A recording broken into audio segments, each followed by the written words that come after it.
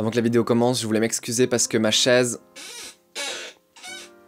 grince un peu beaucoup. Oui, c'est extrêmement chiant. Hello tout le monde, comment allez-vous? J'espère que vous allez bien et que si vous allez pas bien, vous pouvez trouver de l'aide. Aujourd'hui, on va faire que parler, enfin je dis on, je vais faire que parler, je vais donner mon opinion. Ça va pas être une vidéo très démonstrative, donc probablement que celle-ci faudra peut-être la skipper. De même, je vais parler un peu en mode podcast et donc je pense que pour une fois, je ne vais pas mettre de musique de fond, ce qui fait que si vous voulez vous mettre de la musique en fond pendant que vous écoutez ça, vous pouvez. Vous avez lu dans le titre, on va parler de Apple Music. En fait, ça fait vraiment très longtemps que j'ai envie de parler d'Apple Music, ça fait vraiment des mois, j'ai même déjà enregistré plusieurs versions de cette vidéo il y a longtemps. Je suis utilisateur de Apple Music depuis 2019 et j'ai des choses à dire sur Apple Music, ce que j'aime pas, j'ai juste envie de présenter un peu le service. Mais voilà, déjà encore la semaine passée, je me disais, bah voilà, il faudrait que je me mette à tourner cette vidéo une bonne fois pour toutes. Ouais, j'ai été très impulsif hier, je suis quelqu'un d'assez impulsif comme ça, je prends des décisions sur un coup de tête. Après, bah c'est pas une décision très grave, ni très importante, mais hier soir, j'ai pris une grosse décision de arrêter de payer mon abonnement Apple Music. J'arrête complètement Apple Music. Donc je suis abonné Spotify Premium avec ma famille depuis 2015. À l'époque, les abonnements Spotify Premium étaient vraiment chers. On payait 32 balles pour 4 personnes. Et c'est plus ou moins à cette période que Apple Music est arrivé sur le marché et on proposait cette formule à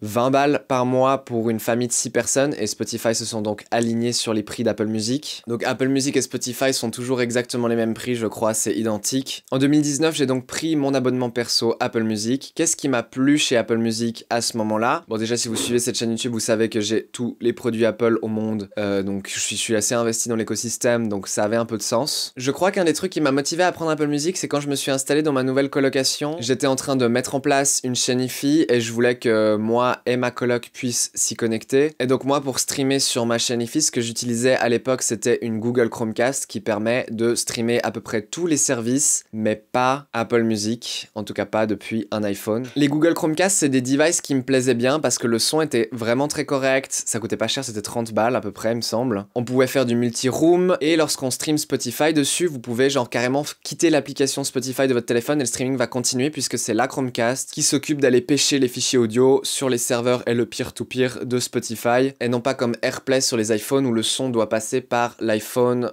en premier. Ça veut aussi dire que lorsque vous streamez sur une Chromecast depuis Spotify, vous pouvez faire d'autres trucs sur votre téléphone et le son de votre téléphone va continuer à sortir sur les haut-parleurs internes sans interrompre la musique diffusée sur les Chromecasts. C'était bien. Sauf que voilà, ma coloc était chez Apple Music et donc elle devait streamer avec AirPlay. Donc j'ai dû mettre en place un système de streaming AirPlay. J'étais là maintenant que j'ai un système de streaming en place AirPlay, ça me sert plus à rien de streamer Spotify. AirPlay 2 a des grosses avancées par rapport à AirPlay 1. AirPlay 2 permet, entre autres justement quand vous streamez Apple Music depuis votre iPhone, de pouvoir continuer à avoir les sons de l'iPhone sur l'iPhone sans interrompre la musique qui est en cours de streaming sur votre streamer AirPlay 2. Et vous pouvez aussi faire le multi-room assez simplement. Donc du coup, j'ai équipé toute la maison AirPlay et c'est là que j'étais là, bon ok, maintenant Spotify, pour moi du coup ça a plus vraiment d'intérêt, je peux passer à Apple Music. Ce qui m'a intéressé chez Apple Music, c'était la possibilité de moi de importer mes propres MP3 dans mon application Apple Music. Que ce soit de la musique que j'ai téléchargée sur des sites d'artistes qui n'est pas disponible en streaming, des trucs achetés sur Bandcamp, encore une fois pas disponible en streaming, ou bien mes propres chansons et mes propres démos que j'aime bien des fois mettre dans des playlists pour écouter, voir si ça passe bien avant de les soumettre au streaming service, tester ma propre musique. Donc je sais pas si vous avez suivi, je sais pas si vous venez de loin ou si vous connaissez ma chaîne YouTube, mais je fais de la musique électronique avec mon ordinateur et je la poste sur les services de streaming à l'aide d'un service qui s'appelle DistroKid. Un deuxième truc qui me plaisait énormément chez Apple Music, c'est juste le fait qu'ils payent mieux les artistes, même si on va revenir là-dessus. Apple Music ont une légère tendance à payer 2,5 fois plus les artistes par stream, même si on peut pas réellement calculer exactement combien un stream rapporte. Vous trouvez plein de sites qui vous le disent, mais c'est faux, c'est simplement pas vrai. Tout comme avec les publicités sur YouTube, les streams sur vos chansons ne rapportent pas tous la même quantité d'argent. Il y a plein de paramètres qui font que des fois vous touchez plus, des fois vous touchez moins d'argent. Par exemple, quel style de musique c'est. Si par exemple vous postez du rap, autant vous dire que le marché du rap, il est extrêmement abondant, donc probablement que le stream va vous payer beaucoup moins que si vous allez sur la scène électronique expérimentale, vous voyez? Et c'est ce qui fait que moi, j'ai certains de mes morceaux qui m'ont rapporté tellement plus d'argent. J'ai même d'ailleurs un morceau spécifique qui s'appelle Nul, que j'ai posté il y a super longtemps, qui m'a ramené plus d'argent que le reste entier de ma librairie, alors que ce morceau n'est même pas le morceau le plus écouté de ma librairie. Donc ça a aucun sens. On peut pas tellement prédire, ça dépend tellement de à quel moment vous postez la chanson. Est-ce qu'elle est en concurrence avec d'autres chansons? Est-ce qu'elle est dans un album? Est-ce qu'elle est seule? Est-ce que la chanson est courte? Est-ce que la chanson est longue? Il y a vraiment plein de paramètres. Mais il faut quand même savoir que dans la globalité, Apple Music paye 2,5 fois plus que Spotify par stream les artistes. Et le troisième truc qui m'intéressait chez Apple Music, c'était les clips. Sur Apple Music, vous trouvez les clips de vos chansons et c'est un peu aléatoire malheureusement, c'est ça qui est dommage, mais il y a certains clips qui sont disponibles en très haute qualité et ils sont vraiment magnifiques. YouTube, vous devez avoir clairement honte parce que très souvent des clips en 1080p sur Apple Music sont beaucoup plus beaux que leur version 4K sur YouTube. C'est les labels qui s'occupent d'uploader les clips des artistes sur Apple Music et certains clips ne sont que disponibles en 1080p sur Apple Music alors qu'ils sont en 4K sur YouTube, et ben pourtant ils sont plus beaux sur Apple Music. On a de loin une bien meilleure qualité d'image, c'est assez magnifique et ça fait plaisir. Les clips ont un meilleur son que les clips sur YouTube. Et donc pour moi c'était important de pouvoir faire des playlists avec des clips et puis simplement les lancer sur la télé, etc. C'est agréable, mais aussi quand j'ai des amis à la maison c'est assez fun. Et donc c'est pour ça que j'aimais énormément et utilisais beaucoup Apple Music. Voilà. J'ai utilisé Apple Music un peu dans mon coin, j'avais plusieurs reproches à faire. Les reproches principales qu'on fait à Apple Music, c'est juste simplement l'interface utilisateur qui est vraiment très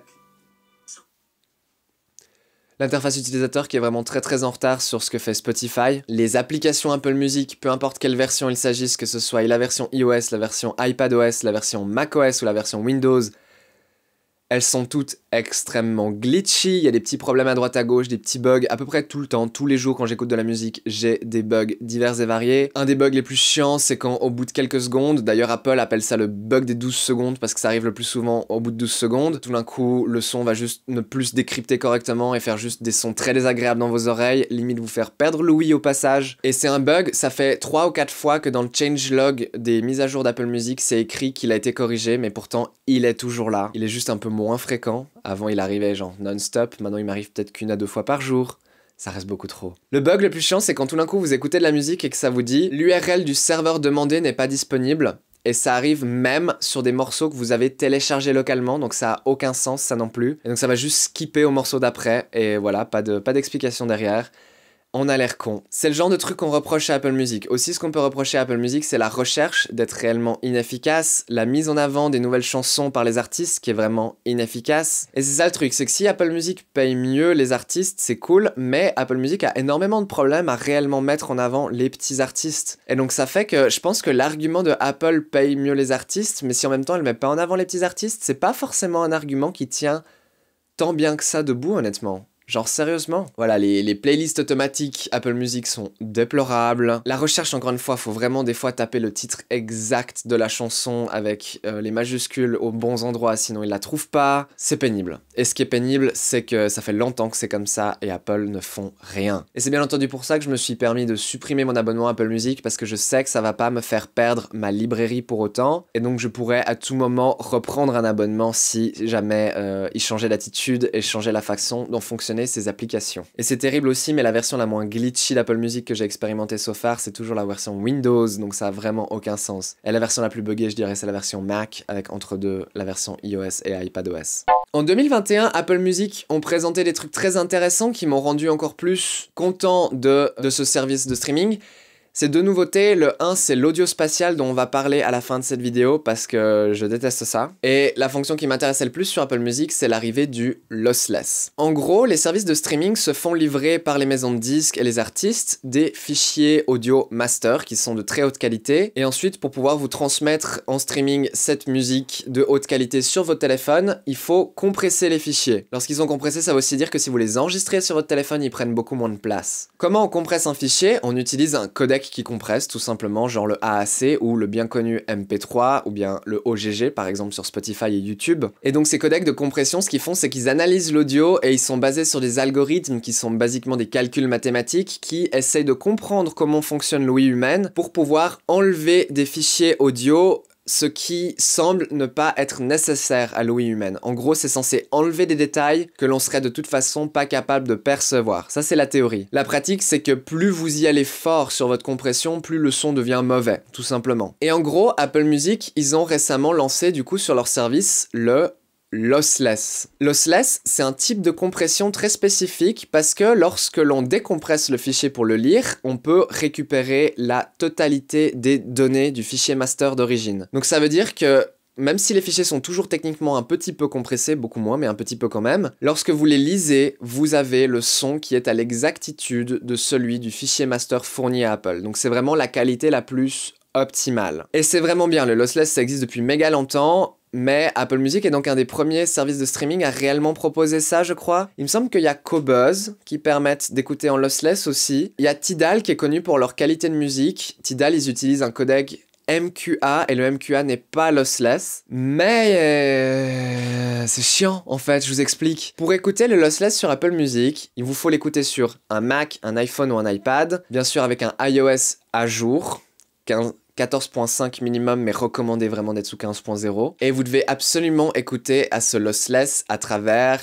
un adaptateur USB avec sortie digitale ou avec le jack intégré. Il y a plusieurs qualités de lossless disponibles. On démarre la plus basse en étant la qualité d'un CD et on peut monter jusqu'à ce qu'ils appellent le high res, le haute résolution. Et pour écouter le haute résolution en lossless sur Apple Music, il vous faut un DAC externe, donc un convertisseur digital vers analogique qui va prendre le son digital qui vient de votre Apple Music en haute résolution et va le transformer en un signal analogique que vous pouvez ensuite brancher sur une chaîne Hi-Fi, sur des enceintes, sur un casque, vous voyez? Si vous voulez écouter du Apple Music Lossless iRes directement sur votre Mac, il vous faut une interface audio. Si vous voulez écouter directement sur votre iPhone ou votre iPad, il vous faut une interface audio. Et bah c'est chouette, mais c'est du gear en plus, ça veut dire que vous pouvez plus utiliser les fonctions wireless. AirPlay, qui est donc le système d'Apple pour streamer le son via le Wi-Fi de votre téléphone, de votre Mac à un récepteur streamer AirPlay. AirPlay est théoriquement un protocole lossless, donc vous le dites chouette, je peux écouter ma musique en lossless sur Apple Music. Mais récemment, il y a des gens qui ont fait des analyses de la sortie digitale de ces streamers AirPlay et se sont rendus compte que même si AirPlay techniquement stream en lossless, le son est quand même compressé quelque part dans le processus de transfert du son de votre iPhone vers votre streamer. Donc en gros, même si c'est techniquement du lossless, les gens ont remarqué que le son était en fait réduit pratiquement à la qualité du Bluetooth, donc en AAC. Le Bluetooth, c'est du streaming sans fil pour vos AirPods, etc. Ça aussi, ça ne supporte pas le lossless. Le son est compressé pour être envoyé sans fil. Et donc AirPlay, même si de base, c'était censé être lossless, somehow, quand vous utilisez Apple Music, ça ne l'est pas. Donc moi, ça m'a fait investir dans un setup exprès pour écouter Apple Music en lossless. Ce setup consiste en un iPad qui est branché à son chargeur et aussi à un DAC. C'est un DAC avec un tube à l'intérieur, ça coûte super cher et ça s'occupe de décoder le son haute résolution d'Apple Music et ça me le diffuse dans mes enceintes. Le son est absolument sublime. Cependant, j'ai remarqué que ce DAC, en fait, c'est lui qui rend le son vraiment bien, mais si vous le branchez sur une source qui fait du son compressé, bah en fait ça rend quasiment tout aussi bien. Et c'est vraiment très dur de réellement entendre la différence entre le AAC et le high-res lossless de Apple Music. Genre sérieusement, on peut l'entendre, hein, mais faut aller chercher loin. Et c'est marrant parce que si on va lire les notes de presse que Apple ont publiées le jour où ils ont présenté la fonction lossless, eux-mêmes disent dans l'article qu'à l'époque où ils ont fondé Apple Music et même plus loin avant, à l'époque où ils ont fondé iTunes, ils ont choisi ce codec AAC avec ce débit de 256 kbps parce que le son était extrêmement dur à distinguer du fichier master. Surtout quand ces versions AAC sont créées professionnellement par des centres de mastering, des studios de mastering agréés Apple. Alors c'est pas eux qui créent le fichier AAC, mais ils créent un fichier master conçu dans le but d'être transformé en AAC. Et dans les notes de presse de la mise à jour Apple Music avec le lossless, c'est clairement dit que toutes les personnes qui ont servi de test à Apple pour écouter la différence de qualité entre le lossless et le AAC, dans tous ces tests, personne n'a réellement été capable de discerner le high-res. C'est réellement écrit ça dans les fichiers de presse que vous trouvez sur le site Apple. Vous pouvez aller chercher par vous-même parce que je trouve que c'est assez fabuleux et intéressant. Donc oui, bien entendu, le lossless sur Apple Music, c'est uniquement un complot de Apple pour faire que votre musique vous prenne beaucoup plus de place sur votre téléphone. Comme ça, vous achetez un iPhone 256 Go la prochaine fois au lieu de 128. Truc qui me saoule avec Apple Music, on va y revenir. Déjà, Apple Music mettent autant en avant leur qualité de son avec justement c'est assez haute qualité, mais surtout avec le lossless.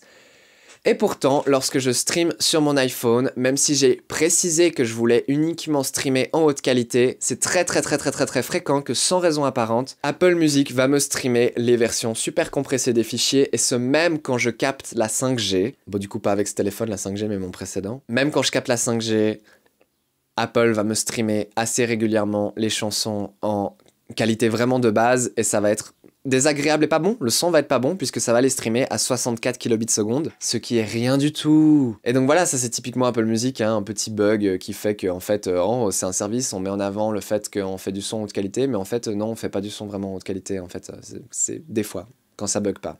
On va vite fait parler de l'audio spatial. Je vais essayer d'être le plus bref possible parce que si vous me suivez sur Twitter, vous savez que toutes les 2 semaines, je m'en plains. Et puis ensuite, je vais vite fait vous dire pourquoi j'ai réellement arrêté Apple Music et à quoi je suis passé. L'audio spatial. Donc l'audio spatial, c'est de la musique qui est encodée avec le protocole chéri à Dolby, le Atmos, Dolby Atmos, qui est un protocole d'encodage sonore, de virtualisation sonore assez avancé, qui consiste à placer tous les instruments et tous les sons sur des objets. Ces objets sont capables de se déplacer dans une grosse sphère autour de vous, plutôt un gros cube techniquement. Et pendant que ces objets se déplacent autour de vous, ensuite c'est votre décodeur Atmos qui va s'occuper de mapper les sons aux bons endroits sur les enceintes correspondantes. Donc le Atmos était tout d'abord disponible avec des receivers, donc simplement des récepteurs AV, donc des gros amplis avec 5, 7, 11 canaux, où vous pouvez donc venir dans votre salon, placer des enceintes partout autour de vous, et y compris, c'est ça qui est assez important avec l'Atmos, mais des enceintes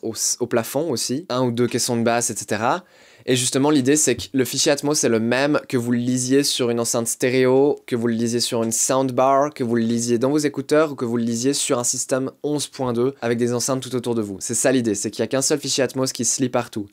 Et je vais vous dire en fait tout simplement, c'est un très très très bon exemple de fonctionne partout mais ne fait rien bien. C'est un peu comme moi, je touche à tout mais je sais rien faire de bien. Voilà, bah le Atmos il est ça, il touche à tout, il fonctionne sur tous les setups.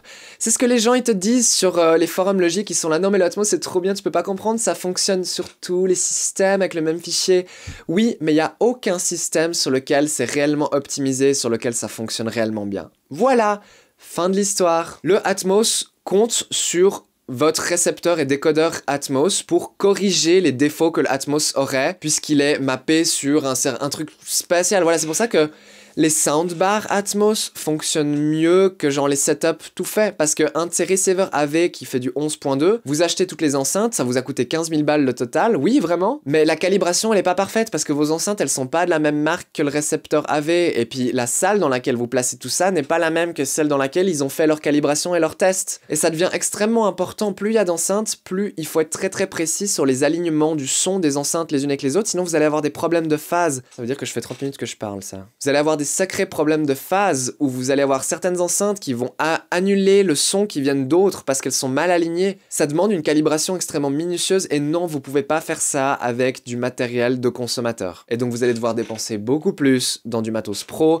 et vous allez devoir dépenser dans l'acoustique de la pièce pour pouvoir réellement placer vos enceintes à équidistantes. Il va falloir mesurer la distance entre les enceintes et être vraiment précis, sinon l'Atmos ne fonctionnera jamais bien. Les soundbars font ça limite mieux parce que la soundbar, tout est directement à l'intégrer, elle projette le son dans tous les sens. Ça fait une expérience que je trouve extrêmement médiocre. J'ai une soundbar Atmos Samsung là-bas, c'est absolument débile, le son est pire que même juste un petit setup 2.1 pour PC qui se branche dans le jack de la télé, vous voyez. Donc il y a tout ça. Il y a d'autres problèmes dans la création fondamentale elle-même du Atmos, et c'est que déjà le Atmos c'est fait pour les films, et le mastering des films et le mastering de la musique n'ont rien à voir. Les films, ils sont très contents, les gens qui vous font les films, de mettre des explosions qui font trembler tout l'immeuble pendant qu'une scène de dialogue un peu discrète, vous l'entendez à peine. Ils sont très contents de faire ça. Dans la musique, ça se fait pas. Dans la musique, on veut que le début et la fin du morceau soient au même niveau, sinon c'est pénible. Personne n'a envie, pendant qu'il écoute la musique, de devoir ajuster le volume en temps réel. D'ailleurs, personnellement, j'ai pas envie de faire ça pendant les films non plus. Alors si vous, réalisatrices et ingénieurs son qui travaillez sur les films, vous pouvez vous calmer un peu et faire des trucs un peu plus régulés, honnêtement. Mettez les explosions qu'elles fassent boum, oui, c'est cool, mais faites-les pas genre 15 fois plus fort que les dialogues, c'est vraiment pénible. Moi j'habite dans un immeuble, et oui j'ai un caisson de basse, et j'ai pas envie de réveiller tout l'immeuble parce que je regarde un film à 23h30. Je suis suisse, ici à 22h on fait calme, et j'ai pas envie de devoir mettre un casque juste parce que j'écoute un film qui est masterisé dans le but de vous faire vibrer, alors que genre, non, en fait c'est pas agréable, arrêtez, calmez-vous avec ça. Les gens qui font des jeux aussi, calmez-vous avec ça, les flingues ils ont pas besoin de faire un boom qui retentit et crache mes enceintes pendant que les petits bruits des oiseaux en fond on les entend à peine. Voilà, c'est bon, j'ai sorti tout mon sel de moi. On va revenir au Atmos. le Atmos n'est simplement pas conçu pour la musique. Pourquoi ? Eh bien parce qu'il s'avère qu'il n'est en fait pas réellement possible de masteriser une musique en Atmos. Il est possible de la mixer, mais il n'est pas possible de la masteriser. Il n'est par exemple pas réellement et facilement possible d'utiliser de la compression sur un fichier Atmos ou sur un mix Atmos. La compression, c'est un truc extrêmement nécessaire dans la musique, puisque en fait, les gens ils vont être là, non, la compression c'est nul parce que ça baisse les trucs pas forts et ça réduit les trucs forts et ça rend la chanson... Non, ça rend pas la chanson plate en fait. Justement, l'idée c'est que la compression, quand elle est utilisée correctement, elle va rajouter un max de punch à votre musique, parce qu'elle va permettre par exemple au kick de la batterie de transpercer à travers la basse et les synthés qui vous font par exemple les pads ou les fonds. Ils vont justement permettre à vos snares et à vos cymbales dans votre batterie de venir transpercer par-dessus les voix pour que justement vous ayez un max de punch, que la musique vous fasse bouger, hein, c'est important. La compression, c'est incroyablement important. Ça a besoin d'être fait correctement, c'est pour ça que les personnes qui travaillent dans les studios de mastering vous font payer cher leur service. Ça doit être fait correctement, mais quand c'est fait correctement, la compression, c'est incroyable. Et le fait qu'on ne peut pas réellement faire ça sur les mix Dolby Atmos, ça fait que, à mon goût, tous les mix Dolby Atmos que j'ai écoutés sur Apple Music avec...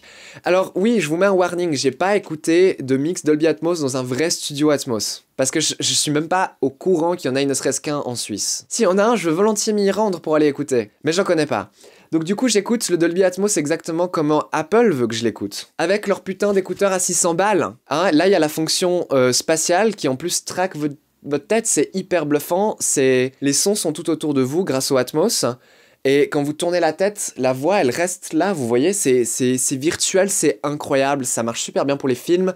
Et pour la musique, c'est vraiment cool. Le truc qui est vraiment cool avec ça, c'est que vous pouvez mettre ce casque sur les oreilles de vos potes et leur montrer que vous êtes vraiment fiers d'avoir dépensé 600 balles là-dedans. Voilà, tout simplement. Non, sérieusement, en fait, c'est vraiment la plus grosse gimmick au monde. Vous utilisez ça une fois et ensuite vous en avez marre. Et pour revenir au mix Atmos, les mix Atmos, ils frappent jamais aussi bien que les mix stéréo. Et c'est vraiment étonnant, mais parfois, les mix Atmos, ils ont moins de spatialité que des mix stéréo proprement faits.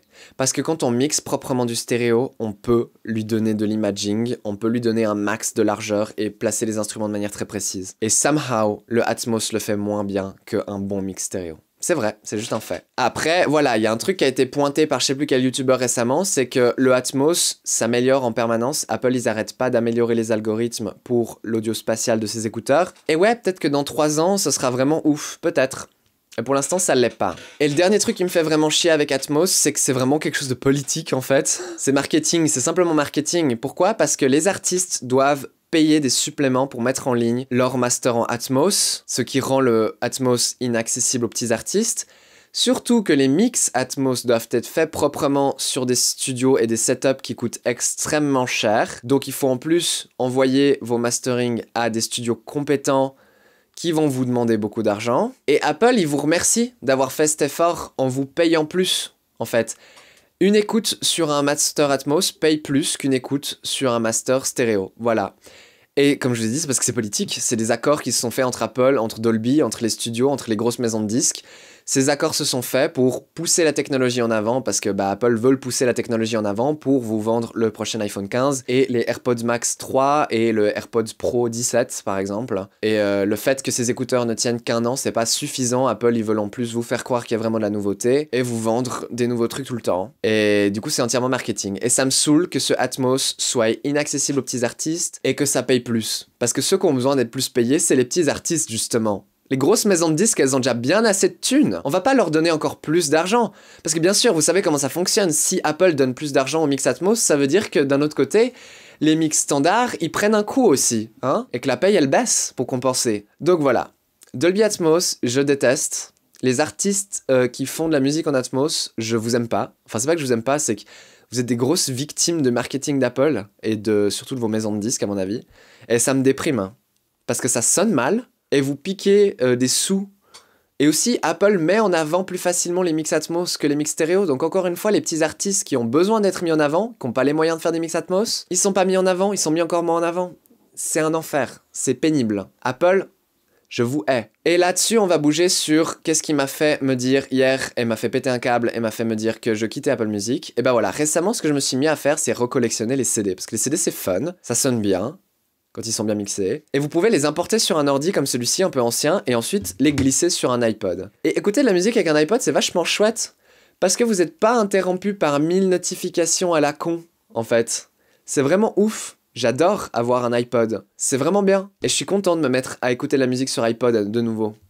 Donc du coup, vu que j'ai commencé à me faire une librairie de musique provenant de mes CD, des CD que j'achetais et de la musique que j'achète sur Bandcamp, pour venir la glisser sur mon iPod, je me suis dit, tiens, sur Apple Music, je vais retirer de ma librairie les chansons que j'ai déjà en album. Comme ça, quand j'écoute Apple Music et quand j'écoute l'iPod, j'ai des librairies différentes, c'est un peu rafraîchissant, ça me fait voir et écouter de nouveaux trucs. Je me suis dit, tiens, bah voilà, c'est intéressant, n'est-ce pas? Et donc, ce que je me suis dit, c'est qu'avant de commencer à vider ma librairie Apple Music, je fais une grosse sauvegarde dans une grosse playlist de tout ce que j'ai. Et j'ai commencé à enlever les albums que j'avais de ma librairie et me suis rendu compte que lorsque j'enlevais quelque chose de ma librairie, ça le supprimait de toutes mes playlists. Et donc hier, j'ai passé 15 minutes à penser faire du tri et à en réalité ruiner 3 ans de playlists faites avec amour et minutie. Et il n'y a pas moyen de revenir en arrière, de CTRL-Z, tout ce que j'ai fait. Et donc j'ai commencé à regarder sur Reddit s'il y avait des solutions, et quand j'ai fini par remarquer sur Reddit que la conclusion que les gens avaient, c'est « Oui, on a report ça à Apple, on attend qu'ils corrigent », et que ces posts dataient de 2018, je me suis dit « Tiens, Apple qui n'écoute pas les gens depuis 2018 sur un problème aussi gros et énorme que ça, I'm done with it !»